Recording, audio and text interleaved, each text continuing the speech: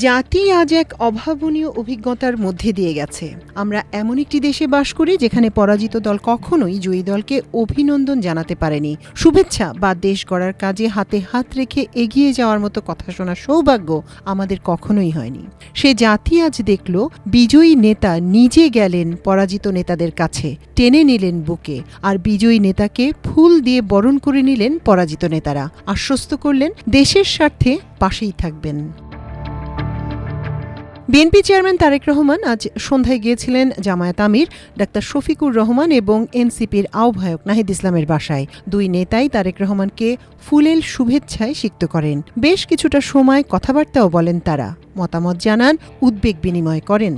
সন্ধ্যা ৭টায় তারেক রহমান প্রথমে যান জামায়াতে ইসলামের আমির ডাক্তার শফিকুর রহমানের বসুন্ধরার বাসায়। এ সময় জামায়াত আমির ডাক্তার শফিকুর রহমান তারেক রহমানকে ফুল দিয়ে শুভেচ্ছা জানান। সাক্ষাৎ শেষে রাত ৮টার দিকে জামায়াত আমিরের বাসা থেকে বের হন তারেক রহমান। এ সাক্ষাতের বিষয়ে তাৎক্ষণিকভাবে জামায়াত আমির তার ভেরিফাইড ফেসবুক পেজে দেয়া এক পোস্টে বলেন, বাংলাদেশ জাতীয়তাবাদী দল বিএনপির চেয়ারম্যান তারেক রহমান বাংলাদেশের ভবিষ্যৎ প্রধানমন্ত্রী হিসেবে অগ্রিম অভিনন্দন জানাচ্ছি।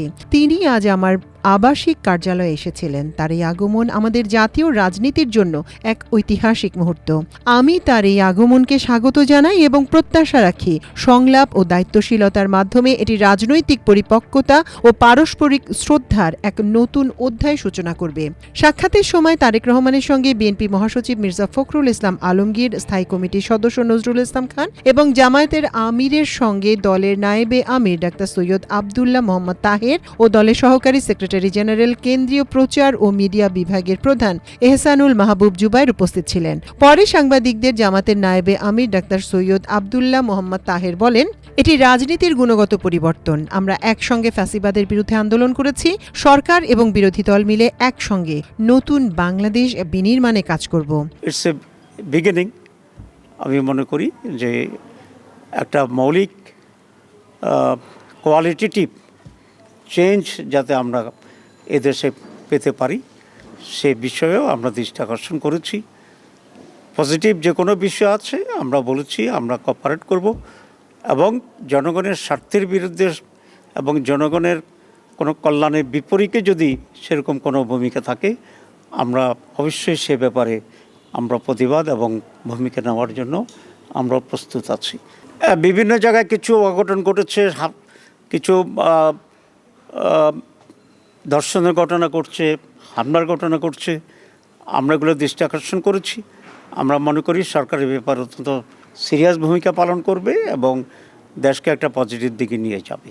জামাত ইসলামী কোনো জাতীয় সরকারে অংশগ্রহণ করবে না। জামাত ইসলামী এখানে একজন কনস্ট্রাকটিভ শক্তিশালী একটি বিরোধী দলের ভূমিকা পালন করবে। এরপর তারেক রহমান যান এনসিপির আহ্বায়ক ও ঢাকা ১১ আসনের নবনির্বাচিত সংসদ সদস্য নাহিদ ইসলামের বেইলি রোডের বাসায়। এ সময় তারেক রহমানকে ফুল দিয়ে অভিনন্দন জানান নাহিদ। এ সময় উপস্থিত ছিলেন বিএনপির মহাসচিব মির্জা ফখরুল ইসলাম আলমগীর, স্থায়ী কমিটির সদস্য নজরুল ইসলাম খান, যুগ্ম মহাসচিব হাবিবুর নবী খান সোহেল, হুমায়ুন কবির, বিএনপি চেয়ারম্যানের প্রেস সচিব সালেহ শিবলি সহ আরও অনেকে।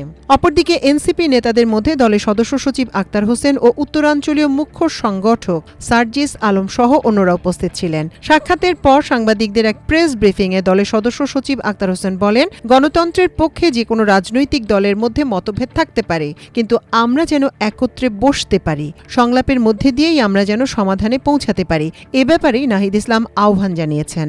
আমরা আশাবাদী আজকের যে বৈঠক ও সৌজন্য সাক্ষাৎ এ ধরনের সংলাপের মধ্যে দিয়েই আমরা দেশের যে কোনো সমস্যার সমাধান করতে পারব।